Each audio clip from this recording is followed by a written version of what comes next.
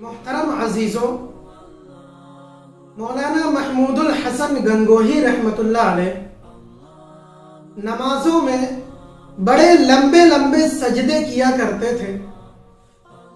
کسی نے وجہ پوچھی تو فرمانے لگے کہ جب میں سجدہ کرتا ہوں تو میرے ذہن میں یہ خیال آتا ہے کہ پھر یہ موقع ملے نہ ملے، اس لیے میرا سر اٹھانے کو جی نہیں چاہتا۔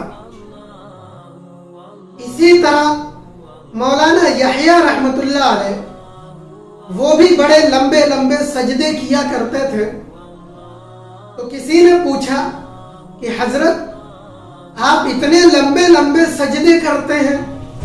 تو فرمانے لگے کہ روایت میں آتا ہے کہ جو شخص سجدہ کرتا ہے تو گویا اللہ رب العزت کے قدموں پر سر رکھتا ہے۔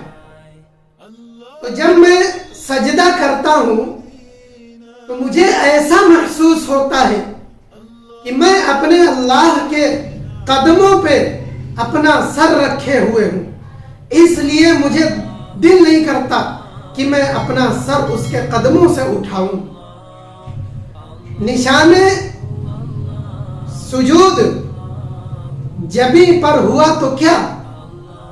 نشان سجود جبیں پر ہوا تو کیا؟